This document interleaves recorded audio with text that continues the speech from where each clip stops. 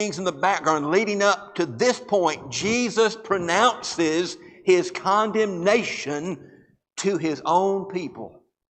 Matthew 23, verse 38. See, your house, he's looking at the temple, your house is left to you desolate. The word desolate there means waste. I'm going to lay waste to this house. I'm going to lay waste to this city. Because you have rejected the Son of God, your day is coming upon you. See, that's the background of Matthew chapter 24. You go into Matthew 24, listen to what takes place. This is the leading context up to this point. Then Jesus went out and departed from the temple.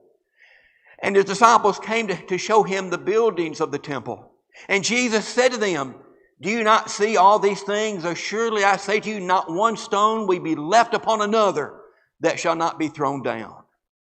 So he is again marking the condemnation and the destruction of his own people, his own city, Jerusalem, the temple of God. It will not stand. The disciples, they showed Jesus the temple. They've gone to the Mount of Olives. They're going up to the Mount of Olives. And from that vantage point, you could look down on the city and you could see the Temple Mount. You could see all the buildings. You could see. Don't you know it was magnificent in the days of Jesus to look down and see that temple? The disciples showed Jesus the temple. Lord, isn't it wonderful? Lord, isn't it beautiful? Look how beautiful the temple is. Yeah, look, it's real pretty. Not one stone's going to be left standing on top of another one. The disciples, they don't understand what this means. So, Lord, what do you mean? What do you mean? In Matthew chapter 24, verse 3, begins some questions. The disciples have some questions about what Jesus has just said. It says, now, as he sat on the Mount of Olives, the disciples came to him privately, saying, tell us, when will these things be, and what will be the sign of your coming and the end of the age? So after hearing Jesus make these startling pronouncements, not one stone is going to be left upon another. See, your house is left to you desolate. They hear these things and they're curious. Wouldn't you be curious? I know I would be curious. Lord, what are you talking about? What do you mean, Lord? So they asked him some questions and they wondered, when would these things happen? Lord, when will these things be? Two questions. When will these things be? And what will be the sign of your coming and the end of the age? Two basic questions about what they thought was one event in time. See, in their mind, the destruction of the temple must surely be the end of time. And so in their mind, these two questions are about what they thought was one event. But Jesus knows better. Jesus knows that this is two questions about two separate events. And so Jesus is going to begin answering their questions, and he answers them properly as two separate events. Well, what are these events? That leads us to another major question this morning. The first event refers to the destruction of Jerusalem. All of these signs, I want you to mark this down in your Bible, brethren. You can write it there in Matthew 24. Every single sign that Jesus gives in Matthew 24 is about the destruction of Jerusalem, not the second coming of Christ. Every single sign is about Jerusalem being destroyed. And it is a verifiable fact of history that Jerusalem and the temple was destroyed only about 40 years after Jesus made this statement. That's a short time period.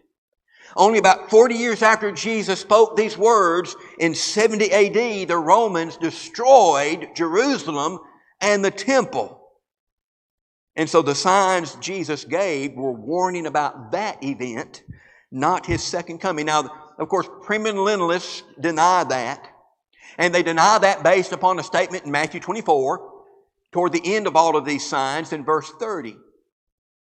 Then Jesus says this, then the sign of the Son of Man will appear in the heaven, and there shall be, the tribes of the earth will mourn, and they will see the Son of Man coming on the clouds of heaven with power and great glory. I think, well, my goodness, Tim, are you sure that you figured this out?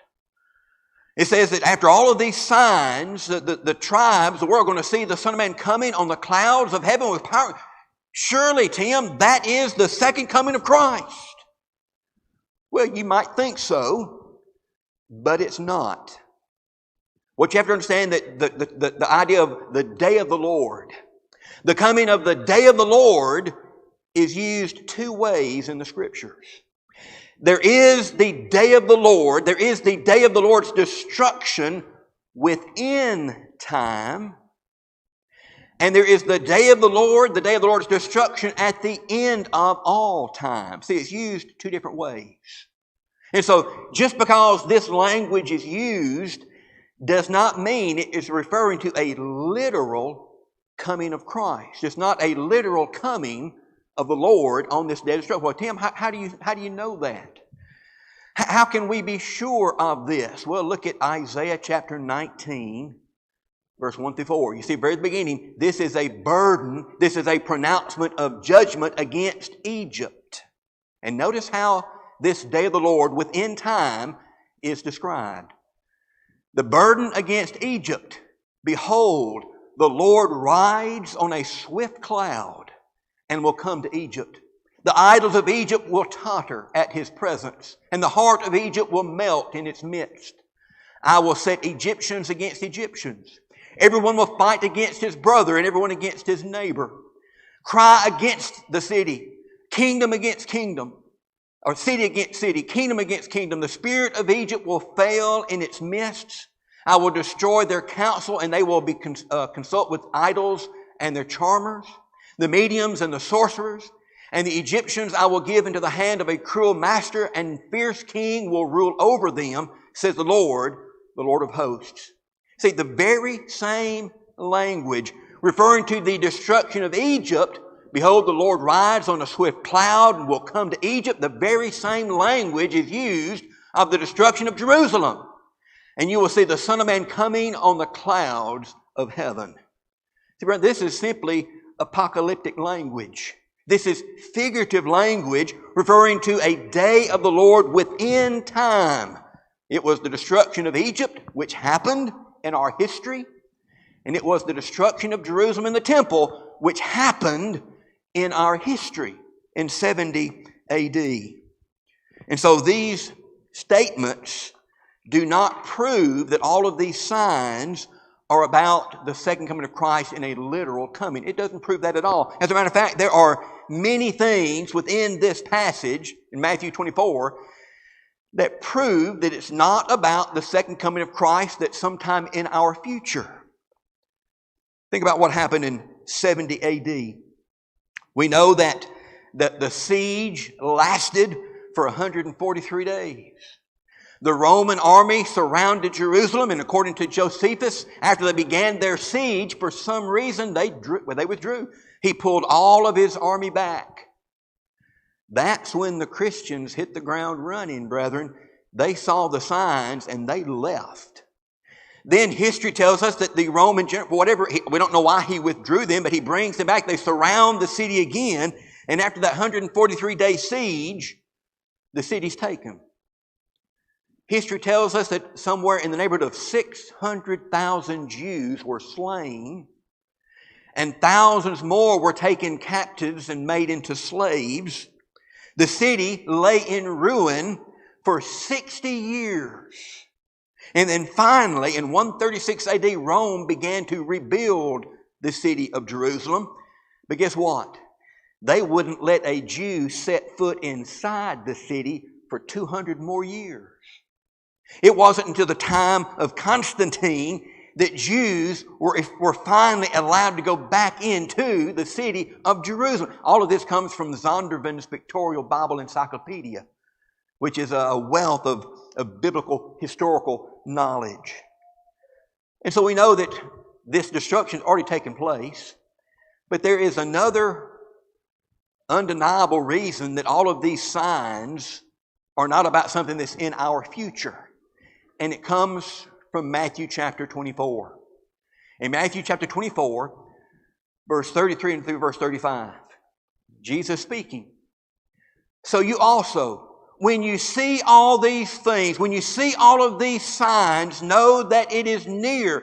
The end is at the door. Assuredly, I say to you, notice Jesus' words, this generation will by no means pass away till all these things, till all these signs take place. Heaven and earth will pass away. My word will by no means pass away. See, what did Jesus just say here?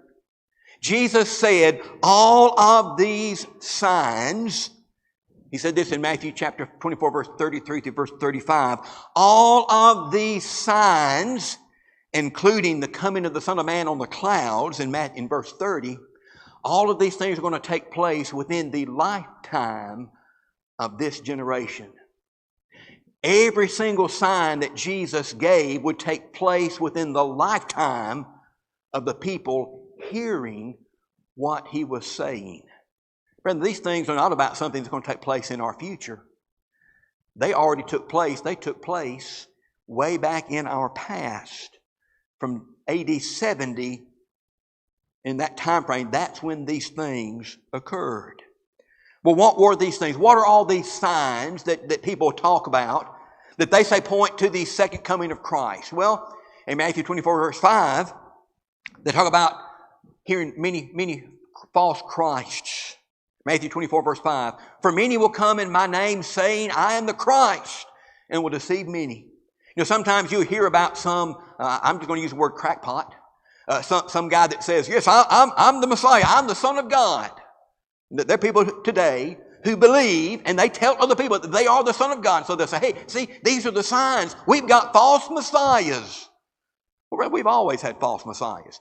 You look at the early church history, a number of early historians from the first century, Justin, Jerome, Irenaeus, and Josephus, all wrote that in the time leading up to the destruction of Jerusalem in 70 AD, guess what? There were many people proclaiming themselves to be the Messiah.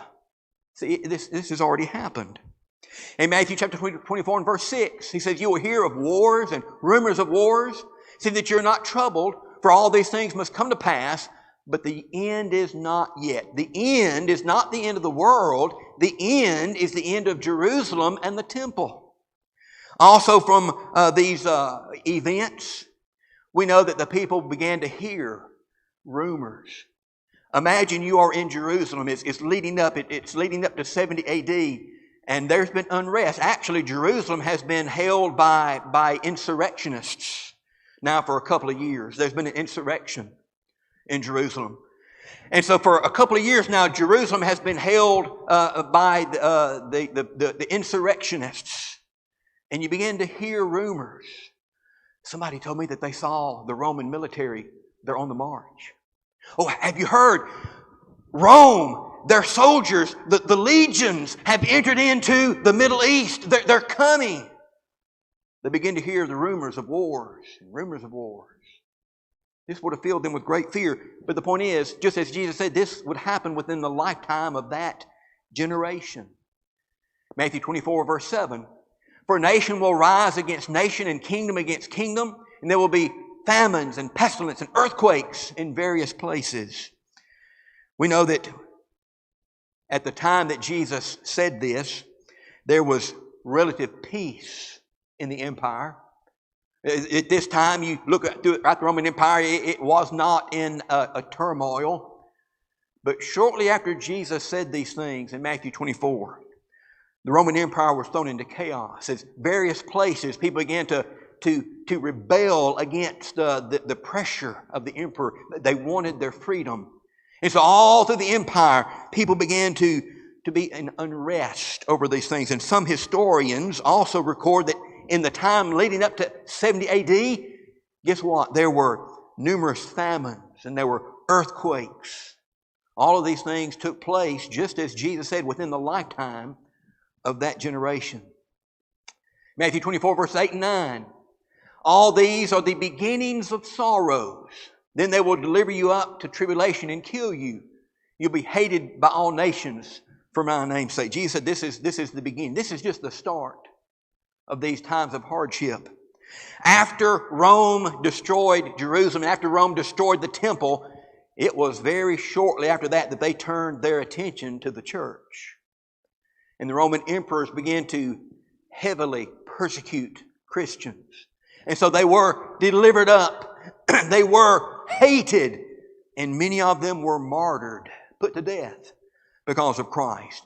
And it began to happen in the lifetime of that generation. We can see also that many Christians, because of this fear, they see all these hardships coming. Many of them would forsake Christ. Matthew 24 and verse 12, because of lawlessness will abound, the love of many will grow cold. That is one of those points that is actually in the second verse of that psalm. The love of many growing cold. All of these signs coming to pass. Oh, the end is going to be here at last. But this is not about the second coming of Christ. It's about the second coming, or the coming destruction of Jerusalem, and the result that persecution would have upon many, many Christians. Many of them would grow cold in their love for the Lord because of the things they were beginning to suffer. Isn't that what Revelation 2 verse 4 says? They left their first love at Ephesus. The love of many growing cold because they're getting so wrapped up in other things. They're facing the trials of life. But all of these points point to the destruction of Jerusalem and the temple.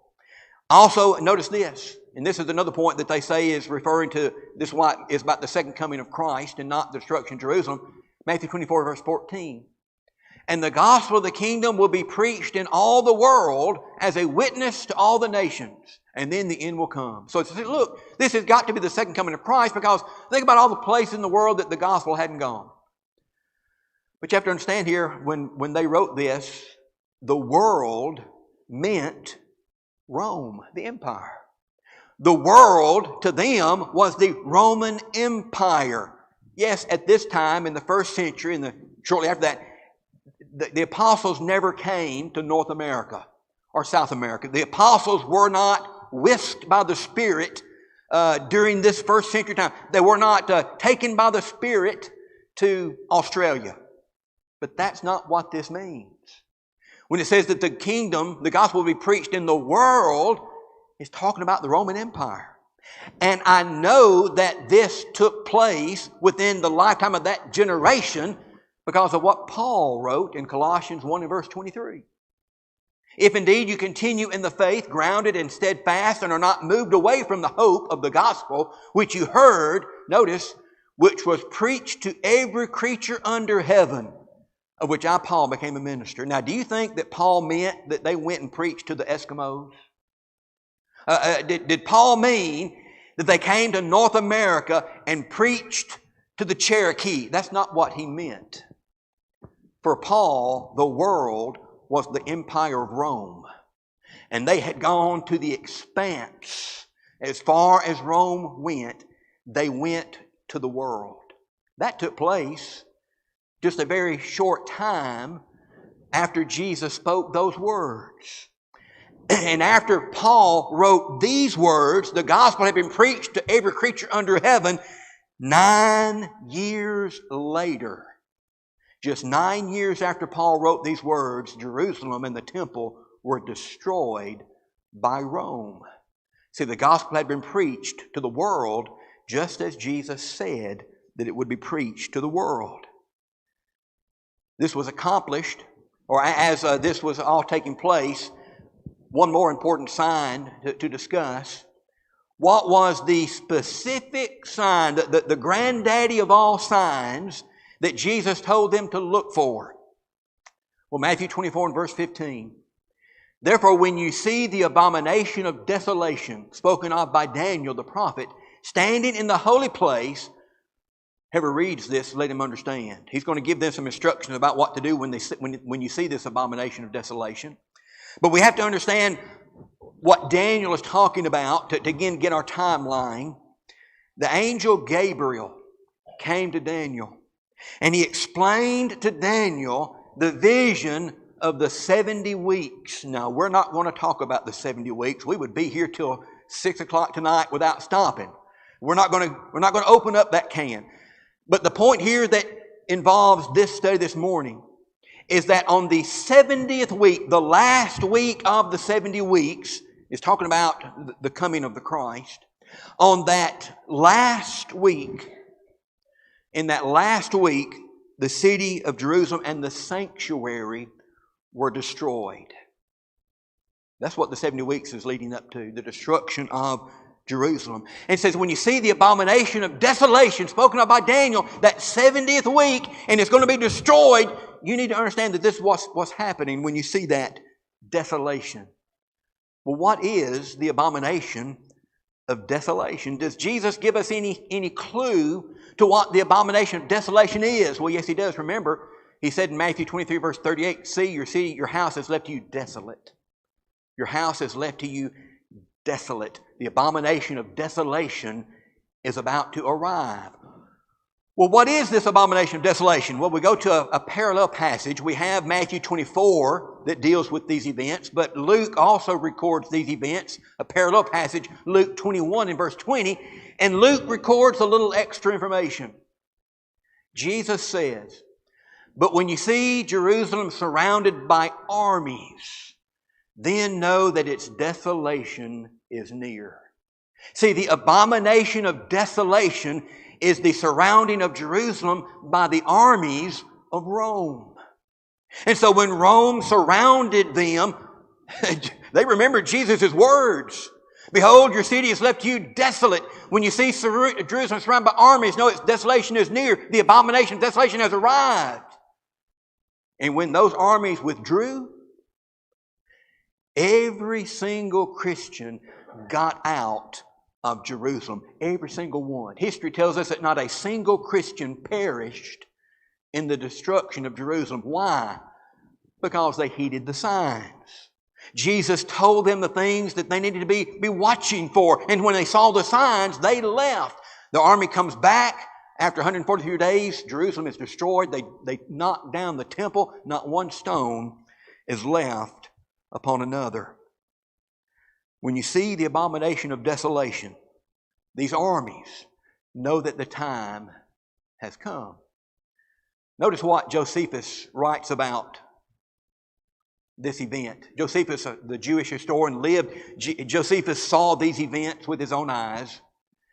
He says, and now the Romans, upon the burning of the holy house itself and of all the buildings around it, brought their ensigns, they brought their flags, their banners into the temple and set them over against its eastern gate, and there did they offer sacrifice to them. Can you imagine in the temple of God in Jerusalem, they bring in their banners, the banners of Rome, the banners of the emperor, and they line them up along the gate, and they offer sacrifices to Rome. They offer sacrifices to the emperor within the temple of God. The abomination of desolation had arrived. Well, what were these Christians supposed to do when they saw this abomination of desolation? Matthew 24, beginning verse 16, Jesus picks up. Then let those who are in Judea flee to the mountains. Let him who is on the housetop not go down to take anything out of the house. And let him who is in the field not go back to get his clothes. But woe to those who are pregnant and to those who are nursing babies in those days. And pray that your flight may not be in winter or on the Sabbath. So Jesus said, when you see the abomination of desolation, know that the end is near, the end is coming, and you need to get out. Don't go back in the house to get your coat. Don't go back in the house to get your keepsakes. It's not worth it. Leave them. Here's a question. If all of these signs are about the second coming of Christ, what good is it to run? If it's the second coming of Christ in the worldwide end of all things, where are you going to run to where Christ is not going to be? And if you are remember he's writing this to his disciples, if you're a faithful child of God and Jesus shows up again, why would you want to run from Him? Why wouldn't you run to Him? He's come. He's come to take His saints with Him. You don't run away. You'd run to Him. But all this just goes to show you, as Jesus said, all of these things are about the destruction of Jerusalem. When you see those signs, you better run. But what about the second coming of Jesus? This point's very short. if you're getting worried, our time is about out. This is very short because Jesus gets right straight to the point. Matthew 24, verse 36. He breaks all this time. He's been talking about their first question, about the first event. He's now going to talk about their second question, about the second event. And so he's transitioning in this verse. But of that day and hour, what day? The time of my second coming and the end of the world. But of that day and hour, no one knows, not even the angels of heaven, but my Father only. Nobody knows when I'm coming back, Jesus says. Even I don't know when I'm coming back. Only the Father knows. So Jesus is sitting at the right hand of God. He is waiting for the Father to one day tap Him on the shoulder and say, okay, Jesus, it's time. Oh, it's time now? Oh, okay, I'm gone. Jesus doesn't even know. And so the idea that we can figure out some code, some hidden code in the Scriptures to figure out when Jesus is coming again, brethren, that is false. There is no secret code. We do not know when Jesus is coming back. Even Jesus doesn't know when He's coming back. He continues in Matthew 24, beginning verse 37. But as the days of Noah were, so also will the coming of the Son of Man be. For as in the days of Noah, before the flood, they were eating and drinking, marrying and giving in marriage until the day that Noah entered the ark, and they did not know until the flood came and took them all away. So also will the coming of the Son of Man be. Then 2 men will be in the field, and one will be taken and the other left. 2 women will be grinding at the mill, and one will be taken and the other left. Watch therefore, for you do not know what hour your Lord is coming. So here's the big point. The big point of all of these things about the coming destruction of Jerusalem, there were signs for the coming destruction of Jerusalem, but for the second coming of Christ, brethren, there are not going to be any signs. There will not be one single sign to herald the second coming of Christ. It will be unseen. We're not going to know it happens until it's upon us. There will be no signs. Now, we do know what's going to happen when Christ comes again. All of the dead will be raised. The righteous and the unrighteous, all will be raised at the same time. John 5, 28, 29. We know that the resurrected saints, those who died in faith, will be caught up to meet the Lord in the air. 1 Thessalonians chapter 4, verse 16. We know that the saints who are alive when Christ returns His second time, they're going to be changed in the twinkling of an eye. We're going to get our glorified bodies in the twinkling of an eye, and then we will be caught up to meet the Lord in the air behind those who went up first. 1 Corinthians 15, 51 through 52, and 1 Thessalonians chapter 4, verse 17. And we know that the judgment will take place. The righteous will enter into life everlasting, and the wicked will enter into eternal punishment. Matthew chapter 25, verse 31, verse 46. See, the Bible tells us all of these things that are going to happen when Christ comes, but it doesn't tell us when He's coming. There are no signs. And so because of this, what do we need to do? Well, Jesus tells us what to do in Matthew 24, beginning verse 42. Watch therefore, for you do not know what hour your Lord is coming. But know this, that if the master of the house had known what hour the thief would come, he would have watched and not allowed his house to be broken into. Therefore you also be ready, for the Son of Man is coming at an hour that you do not expect. Brethren, there are no signs. There are no signs for the second coming of Christ. There are no signs of the times for the end of the world. So when people talk to you about these signs, rumors of wars and earthquakes and famine and pestilence, and they try to get you filled with fear, don't fall for it. Because all of those signs pointed to the destruction of Jerusalem and the temple, which occurred in 70 AD. There are no signs for the second coming of Christ. So therefore, we must always be ready. Always. Leaving Matthew chapter 24 into the very next chapter. Remember, they weren't written in chapter and book style. It was just one big long letter. After this is finished, the very next thing that Matthew goes into is the 10 virgins. there were 5 wise and there were 5 foolish. Why were the wise virgins wise? They prepared. Why were the foolish virgins, why were they foolish? They were unprepared. See, that's the intent of this entire passage. You don't know when I'm coming, and so you better be ready. Brethren, are you ready? That day is going to come.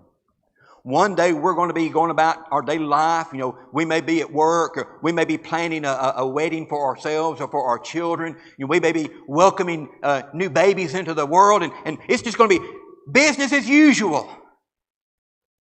And then we're going to hear that trumpet blast. We're going to hear the shout of the archangel. And we're going to look up into the heavens and we're going to see the Son of God coming in the clouds. One day that's happening. Are you ready for that day? If you're not, now is the time to get ready.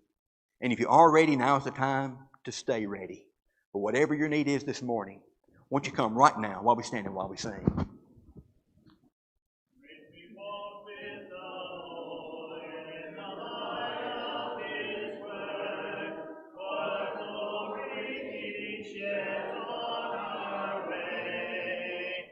What we do is good will.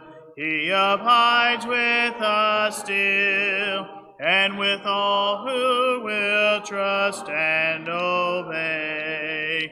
Trust and obey, for there's no other way to be happy in Jesus, but to trust and obey. Not a shadow can rise, not a cloud in the skies, but His smile quickly drives it away. Not a doubt nor a fear, not a sigh nor a tear can abide while we trust and obey. Trust and obey, for there's no other way to be happy in Jesus, but to trust and obey. Then in fellowship sweet, we will sit at His feet, or will walk by His side in the way. What He says we will do, where He sends we will go. Never fear, only trust and obey. Trust and obey, for there's no other way to be happy in Jesus, but to trust and obey. Please be seated.